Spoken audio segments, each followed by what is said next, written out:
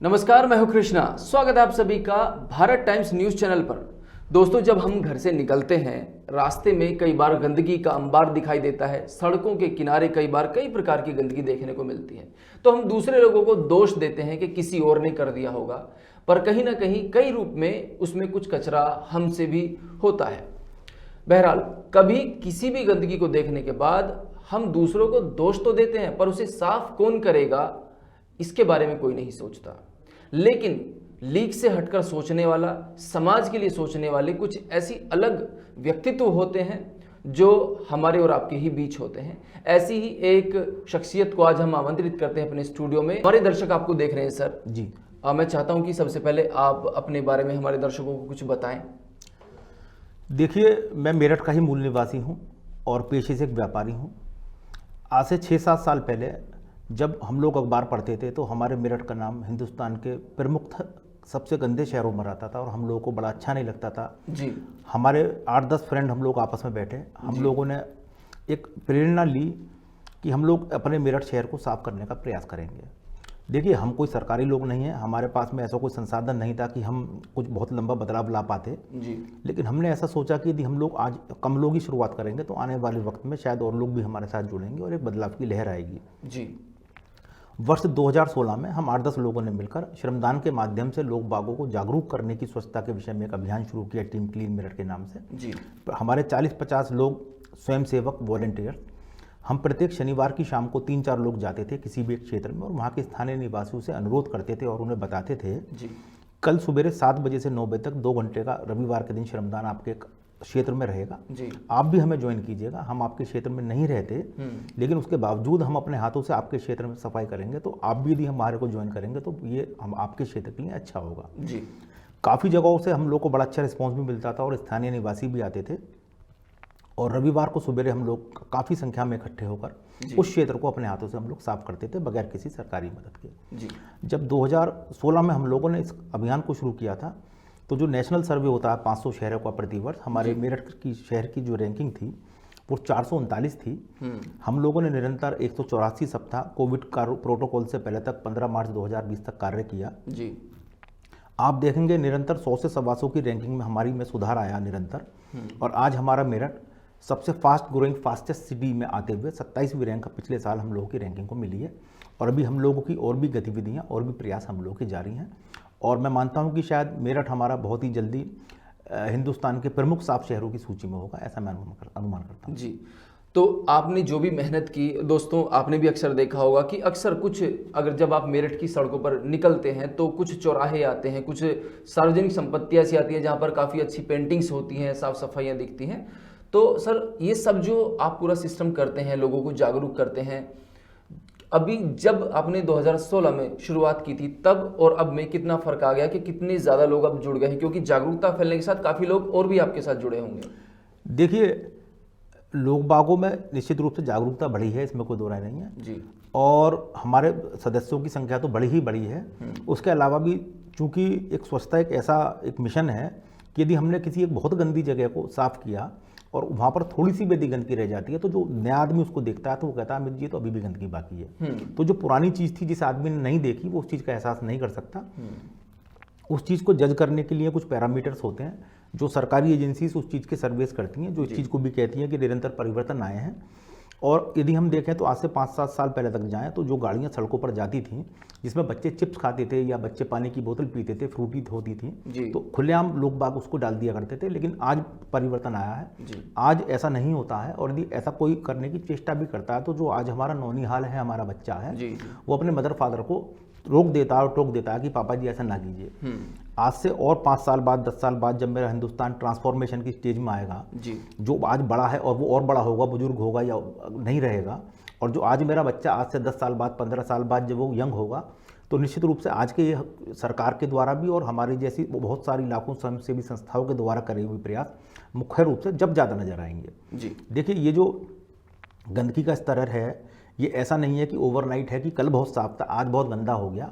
जब हम छोटे थे तो हम देखते थे कि एक रसना की बोतल से पूरे गर्मियों के सीजन में हम लोग पूरे रस पी लिया करते थे, और एक आलू का कट्टा आता था जो अब घर पर चिप्स बनते थे कनस्तर के अंदर, तो पूरे अब वो हो जाया करते थे। आज यदि एक बच्चे को 4 बच्चे घर में हैं और उनको यदि चिप्स खाना है तो 4 पैकेट एक वक्त में आते हैं और महीने में कई सौ चिप्स के पैकेट आते हैं। बिल्कुल। तो उसका जो कचरा है ये धीरे धीरे करके वही सड़कों पर धीरे धीरे जमा हुआ है और अब धीरे धीरे परिवर्तन आ रहा है। पैकेजिंग इंडस्ट्री में भी जो पॉलीथीन इस्तेमाल होती है वो इस तरीके से इस्तेमाल होती है जो धीरे धीरे करके पेरिश होने वाली होती है जी।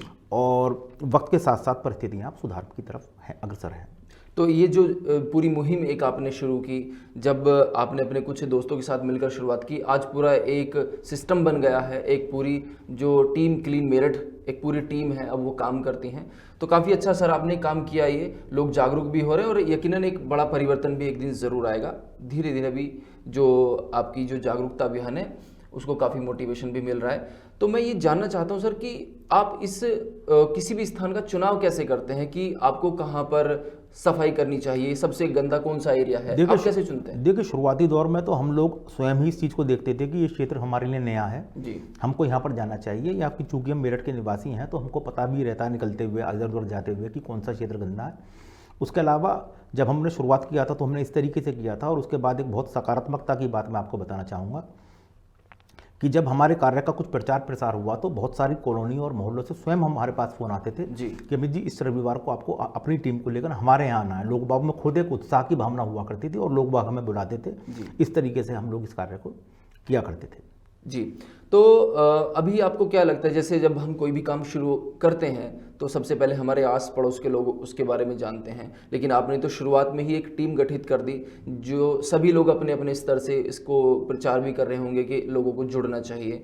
तो क्या आम जनता भी इस काम में, जैसे कि वो एक सहयोग के तौर पे रविवार के दिन तो आते ही हैं, लेकिन एक टीम का हिस्सा भी क्या आम जनता भी बनने की कोशिश करती है या बनते हैं लोग ऐसे आपकी टीम में? देखिए जो आम लोग हैं बेसिकली श्रमदान करना और वो भी श्रमदान करना जिस स्वच्छता कार्य के लिए जी, ये बहुत मुश्किल काम है जी। मेरा अपना मानना ये है कि यदि हमने इतने मुश्किल काम का बीड़ा उठाया है तो ऐसे तो मेरे पास गिने चुने जुझारू 40, 50, 60, 70 लोग ही हैं जो इस तरीके के कार्य को कर पाते हैं, क्योंकि जब हम किसी भी गंदे स्थान पर जाते हैं तो वहाँ पर हर प्रकार की गंदगी हम लोगों को मिलती है, तो उसको अपने हाथों से साफ करना एक बहुत जटिल कार्य है। लेकिन मेरा अपना मानना ये है यदि हमारे को इस कार्य को करते देखकर लोग बाग यदि हमसे तन से ना भी जुड़ पाएँ, यदि मन से भी जुड़ पाएँ, तो मैं उस जुड़ाव को भी 100% अपने हित में, अपने समाज के हित में मानूंगा कि वो मन से भी जुड़ोगे तो बहुत बड़ी बात है। जी। तो दोस्तों आपका किसी भी प्रकार का प्रोत्साहन भी बहुत ज़रूरी होता है कि कोई एक नया काम अगर कोई व्यक्ति करता है या कोई टीम करती है तो वो बहुत ही काबिल तारीफ होता है और ये तो सबके लिए है। और गंदगी हर बीमारी की जड़ भी होती है, इसीलिए सर ये जो आपने काम किया वाकई में बहुत ही काबिल तारीफ है। और ना सिर्फ इतना ही दोस्तों, मैं आपको ये और बता दूं कि पेड़, क्योंकि ऑक्सीजन हमारे लिए कितना ज़रूरी है, पेड़ हमारे लिए कितना ज़रूरी है, इसलिए आपने पेड़ों के संरक्षण का भी बीड़ा उठाया। तो मैं चाहूँगा हमारे दर्शकों को आप उसकी एक अलग से ही NGO आपने बनाया, एक संस्था बनाई, उसके बारे में बताएं। और 2000 के लगभग आपने पेड़ भी लगाए। देखिए पिछले बहुत सारे सालों से हम लोग निरंतर अखबार में पढ़ते थे कि जून जुलाई में वन विभाग और बहुत सारी संस्थाएं पेड़ लगाती हैं जी। इस बार भी कुछ ऐसा ही हुआ और काली नदी पर प्लांटेशन बहुत सारी स्वयंसेवी संस्थाओं ने किया जी। हमारे मंडलायुक्त महोदय श्री सुरेंद्र सिंह जी ने भी वहाँ पर जाकर इस अभियान की शुरुआत की, जिनके साथ जुड़कर बहुत लोगों ने अभियान शुरू किए जी। बहुत लोगों ने पेड़ लगाए, फोटो भी बहुत लोगों ने खिंचवाए। लेकिन उसके बाद में एक बार जब वहाँ पर गया तो मैंने इस चीज़ को देखा कि जिन पेड़ों के साथ फोटो खिंचवाने के लिए एक होड़ की भावना थी, वो पेड़ वहाँ पर लेटे हुए थे और उन पेड़ों को केयर टेकिंग करने वाला कोई नहीं था। यानी वो बस फोटो के लिए तो आ जाते हैं संभवतः जी। और देखिए हम जब देखते हैं कि हमारे घर में कोई बच्चा पैदा होता है तो कभी भी उसको उसके हाल पर नहीं छोड़ा जाता है, उसकी बहुत ज़्यादा केयर टेकिंग की जरूरत होती है। निश्चित रूप से एक छोटा जो हम पौधा लगाते हैं वो भी उसी तरीके से उसको केयर टेकिंग की जरूरत होती है। इस बात को समझते हुए हम लोगों ने प्रशासनिक लोगों से संपर्क किया, क्योंकि ये हमारा हिंदुस्तान है, यहाँ पर कई बार ऐसी परिस्थिति भी बनती है कि यदि आप अच्छा कार्य करने का स्वयं से चेष्टा करते हैं तो लोग बाग इस चीज़ के भी अंदर समझते हैं कि आप ये अच्छा कार्य क्यों कर रहे हो, इसके अंदर आपका क्या व्यक्तिगत हित है जी। और बहुत सारे लोग इस परिस्थिति में भी आ जाते हैं कि ठीक है आप इस कार्य को ना कीजिए, रहने दीजिए, आप जाइए, आपका यहाँ से कोई लिंक नहीं है जी। तो हम लोगों ने प्रशासनिक लोगों से संपर्क करके काली नदी पर चूंकि प्लांटेशन का अभियान चल रहा था, वहाँ पर हम लोगों ने औरंगाबाद गांव को प्रशासनिक रूप से गोद लिया जी। वहाँ पर जो काली नदी वहाँ से जाती है, जिसमें आज की तारीख में पानी नहीं जाता है, उसके दोनों तरफ की 3 किलोमीटर की पट्टी को हम लोगों ने ऑफिशियली गोद लिया जी। उसके अंदर हम लोगों ने 2000 पेड़ लगाए और पिछले 7 महीने से निरंतर हमारा एक ट्रैक्टर, एक टैंकर और 2 आदमी प्रतिदिन जाते हैं जिस दिन बारिश नहीं होती और वहाँ पर पानी देकर वो आते हैं। अच्छा। और निश्चित रूप से हमारा ये संकल्प है कि जब तक वो पेड़ आने वाले वक्त में और बड़े नहीं हो जाते तो हम उनको इसी तरीके से संरक्षण करते रहेंगे और इसी प्रकार की और अलग जगहों पर भी आने वाला जो हमारा वन महोत्सव होगा, जो हमारा प्लांटेशन का वक्त आएगा, वहाँ पर हम और भी जगहों पर वृक्षारोपण करेंगे। जी, तो पेड़ों को लगाने की भी ये मुहिम है। क्या इस संस्था का पूरा नाम क्या आपने रखा है? इस संस्था के इनिशिएटिव को अर्थ केयर बैंक का एक नाम दिया गया है। अर्थ केयर बैंक। तो देखिए, अर्थ केयर बैंक जो नाम रखने का उद्देश्य है वो सिर्फ प्लांटेशन और उसकी केयर टेकिंग से ही नहीं है। अर्थ का मतलब पृथ्वी और केयर का मतलब रक्षा। हमारी पृथ्वी की रक्षा के लिए जितने भी कार्य हैं हम समाज के लोग मिलकर जुड़ सकते हैं, एक ही छत के नीचे हम लोग करेंगे और समाज के सभी वर्गों को और सभी लोगों को हम इसमें साथ लेके चलेंगे और हमको इसका बड़ा अच्छा रिस्पॉन्स भी मिल रहा है और आगे हम उम्मीद करते हैं अच्छा रिस्पॉन्स भी हमें मिलेगा। और जी दोस्तों, वैसे भी पूरी दुनिया में बड़े बड़े वन काटे जा रहे हैं और अपने जो गांव, शहर, देहात जहां भी आप देखेंगे तरक्की की राह में आगे बढ़ तो रहे हैं, लेकिन काफ़ी बड़ी मात्रा में पेड़ काटे जाते हैं। तो ऐसे में ये मुहिम बहुत ही काबिल तारीफ है। तो अगर आपको जब भी मौका मिले या तो आप पेड़ लगाएं, अक्सर ऐसा प्रचार सर आप भी करते होंगे और काफ़ी जगह देखने के लिए मिलता है, पेड़ लगाएं। और अगर पेड़ नहीं भी लगा सकते तो जो पौधे पानी की कमी की वजह से सूख रहे हैं तो उनको भी आप जल दे सकते हैं, पानी दे सकते हैं। तो सर ये तो वृक्षारोपण की बात रही। इसके अलावा आपने गरीब बच्चों के लिए कपड़ों का भी एक बैंक बनाया। ये काफ़ी जो प्रचार में भी रहा, काफ़ी लोगों ने इसके बारे में बात भी की, लेकिन मैं चाहता हूं कि आज हमारे दर्शकों को आप इस कपड़े को दान करने वाले बैंक के बारे में कुछ बताएं।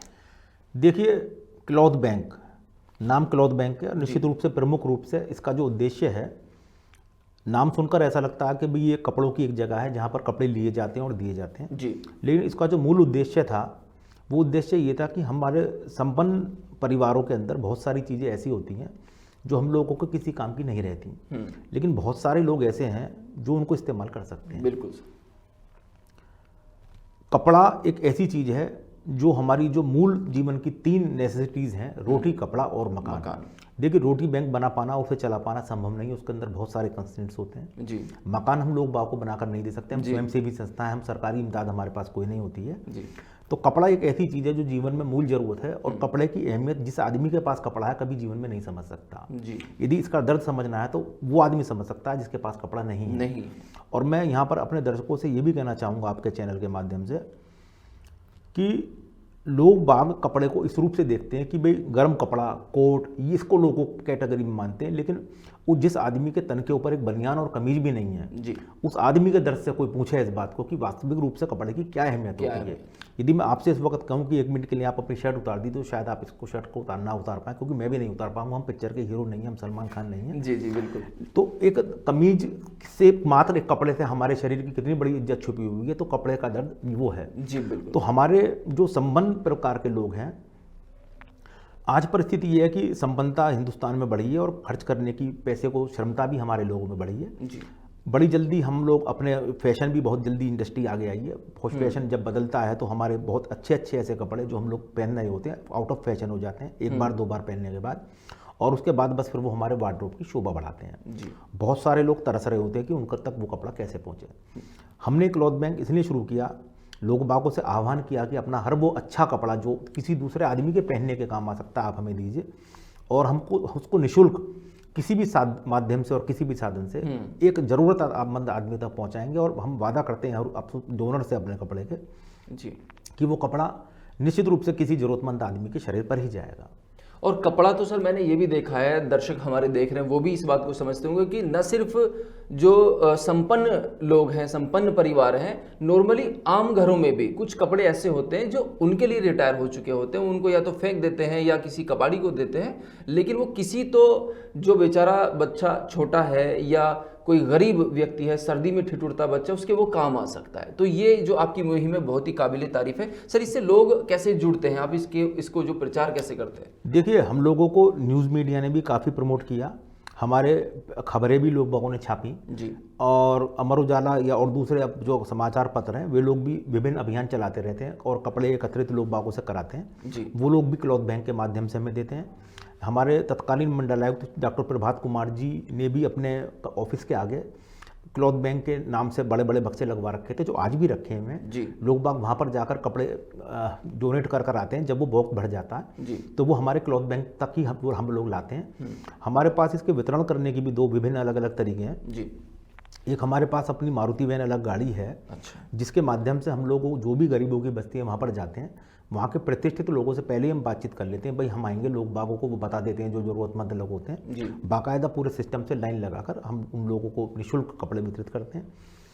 और इसके अलावा यदि कोई आदमी क्लॉथ बैंक से आकर कपड़े लेना चाहे तो उसके लिए भी ये व्यवस्था हम लोगों ने बना रखी है कि जो हमारे टीम क्लीन मेरठ के या हमारी और संस्थाओं के जो सदस्य हैं या जो अच्छे लोग हैं, हमारे कूपन बुक है, हम वो अपनी कूपन बुक उन लोगों को प्रोवाइड कराते हैं। अच्छा। यदि आपको पास वो कूपन बुक है और आपको लगता है कि भाई ये आदमी है और इसको मेरे को कपड़ा देना है, तो आप एक कूपन उसको फाड़ कर देंगे तो वो आदमी हमारे पास आएगा तो हम उससे 1 रुपया भी नहीं लेंगे, बल्कि उसको हम ये भी कहेंगे कि आप आइए, ये सब जो हमारा बाहर वाला कमरा है उसके अंदर हर प्रकार का कपड़ा है, हम उसको 3 से 4 कपड़े कूपन पर देते हैं। और उसको छांटने की भी सुविधा है कि आप अपने पसंद का ले लीजिए, आप पहनकर देख लीजिए, वहाँ पर ट्राई रूम भी है। और आपको पैंट चाहिए, कमीज चाहिए, जो भी चीज़ चाहिए आप ले लीजिए, उसको सेटिस्फाई भी हम लोग पूरा करते हैं साथ में। अच्छा। जिससे कि उसके मान सम्मान को कोई ठेस ना पहुँचे। जी। तो ये तो वाकई में बहुत ही अच्छा एक इनिशिएटिव आपने लिया है।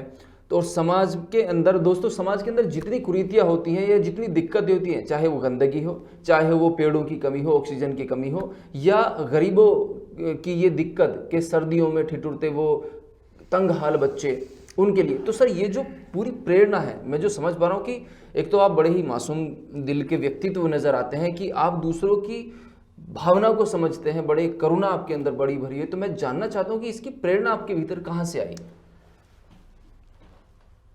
देखिए, ये एक भावना सभी लोगों के अंदर जनरली होती है। और आज से 7 साल पहले मेरठ में एक मंडलायुक्त महोदय थे हमारे श्री आलोक सिन्हा जी। जब उन्होंने एक संस्था शुरू की थी, मेरा शहर मेरी पहल, मैं उसके माध्यम से उनसे जुड़ा था, तो उनकी एक बात मेरे दिल को छुई।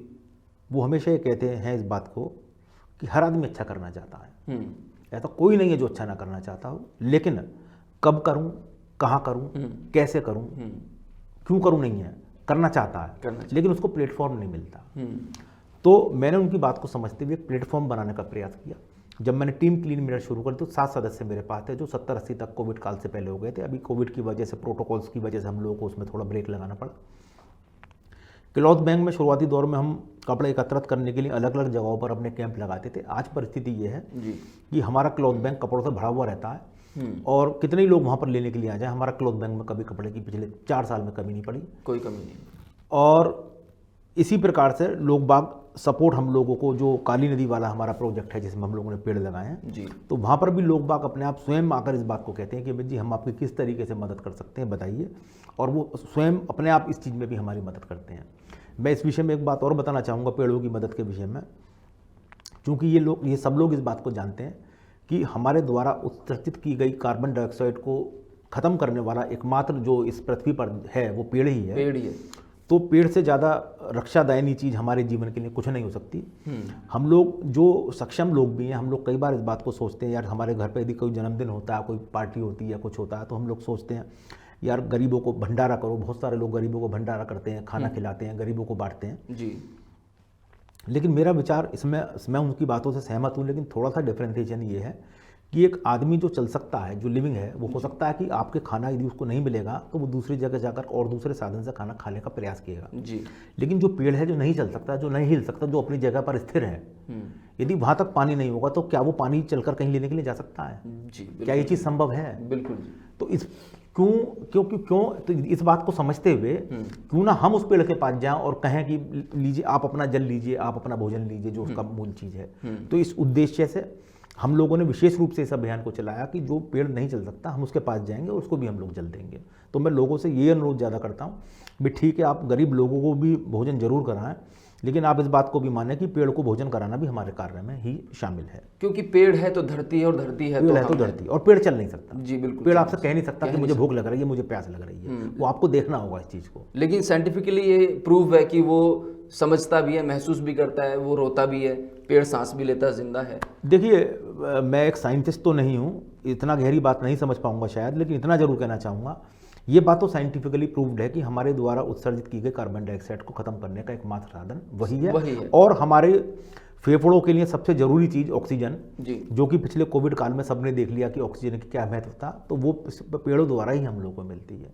तो जिसने हमको जीवन दिया तो हमको भी उसके लिए कुछ करना ही नहीं, चाहिए। खाली देखिए, हम पेड़ को सिर्फ ऑक्सीजन से रिलेट नहीं कर सकते। आप इस चीज़ को देखिए, जो गिरता हुआ जल स्तर है हमारा, जी जब मैंने अपने मकान में आज से 10 साल पहले लगवाया था सबमर्सिबल, तो 110 फुट की फीट पर पानी आता था। जी अभी वो 220 पे भी लोग आदमी कहते हैं भाई साहब वो 300 वाला लगवा लो तो अच्छा रहेगा। जी तो ये कहाँ तक हमारी धरती का पानी जाएगा और एक दिन बचेगा भी या नहीं बचेगा हमारे आने वाली पीढ़ियों के लिए, इस चीज़ पर क्वेश्चन मार्क है। बिल्कुल। तो जितना ज़्यादा पेड़ रहेगा तो उनकी जो जड़ें हैं, जो उनकी वाटर होल्डिंग कैपेसिटी है, उससे जो जल स्तर वहाँ पर रहता है, तो वो बारिश के पानी को भी थोड़ा मेंटेन कर रखते हैं, तो उससे जल स्तर में भी हमारे सुधार आता है भाई साहब। जी तो ये भी एक बहुत जरूरी महत्व है हमारे।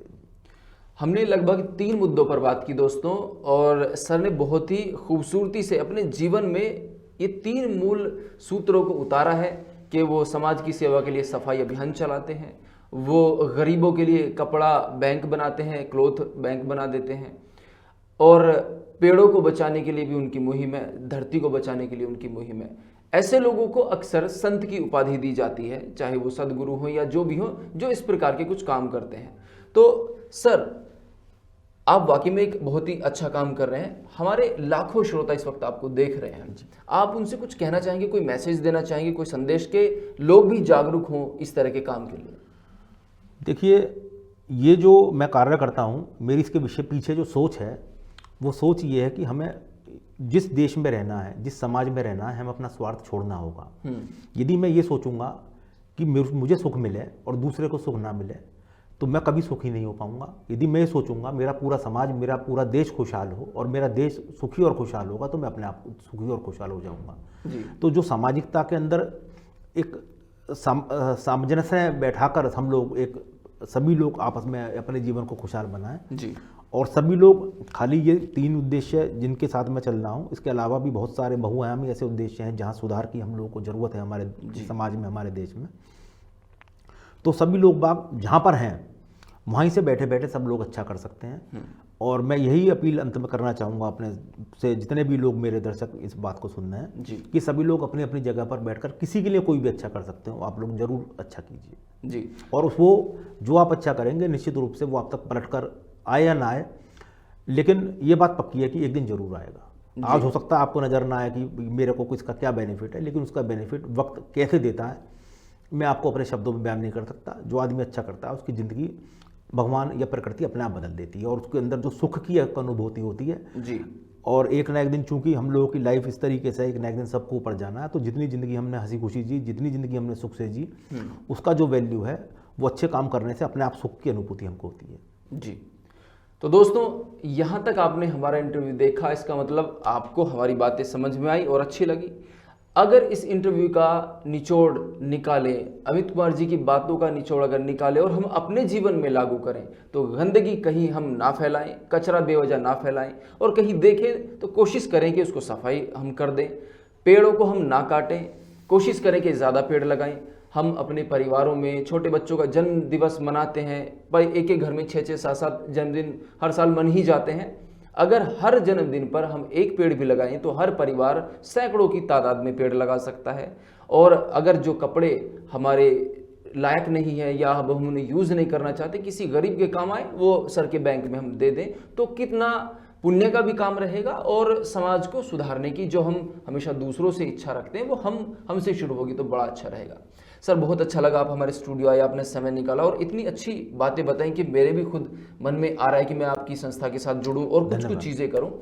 चलते चलते आपकी टीम के कुछ जो खास लोग हैं जिनको आप कोई मैसेज देना चाहते हैं या किसी को भी आप कोई मैसेज देना चाहते हैं तो ज़रूर दें सर। देखिए, निश्चित रूप से एक बहुत पुरानी कहावत है कि अकेला चना कभी भार नहीं फोड़ सकता जी। तो देखिए, मैं भी एक अकेले चने की तरह हूँ और निश्चित रूप से जितने भी मेरे सहयोगी हैं, नाम तो खैर मैं क्या लूँगा क्योंकि बहुत लंबी संख्या उनकी है और कम का नाम लूँगा तो शायद कुछ लोग नाराज ना हो जाएं। जी जी। लेकिन जो भी मेरी टीम के सदस्य हैं और जो भी मेरी आवाज़ सुन रहे हैं, सबको पता है मेरी टीम के कौन कौन सदस्य हैं। मैं निश्चित रूप से उनका धन्यवाद जरूर अदा करना चाहूँगा, जिन्होंने शायद मुझे रुपए पैसे से कोऑपरेट किया नहीं, कि अलग मुद्दा है, लेकिन जीवन में वक्त की वैल्यू हमेशा रुपए पैसे से ज़्यादा होती है। जिन लोगों ने मेरे साथ श्रमदान किया, जिन लोगों ने मेरे साथ वक्त दिया, उनका मैं विशेष रूप से धन्यवाद अदा जरूर करना चाहूँगा। ठीक, थैंक यू सर। तो दोस्तों, ये प्रोग्राम आपको कैसा लगा ज़रूर बताइए। अगले प्रोग्राम में हम ज़रूर मिलेंगे। आप देखते रहिए Bharat times news. Bharat time news channel के सभी दर्शकों को मेरा नमस्कार। मेरा नाम अमित कुमार, मेरठ का मूल निवासी हूँ। स्वच्छता के लिए, प्लांटेशन के लिए, ज़रूरतमंद लोगों की मदद के लिए जो भी मेरे से बन सकता है अपनी टीम के साथ, उनका मैं प्रयास करता हूँ। और आप सभी लोगों से अनुरोध भी करता हूँ कि आप भी जहाँ पर हैं, आप बहुत अच्छा समाज के लिए कर सकते हैं। जिस भी दृष्टिकोण से आप करना चाहें, आप जरूर समाज के लिए अच्छा कीजिए। धन्यवाद।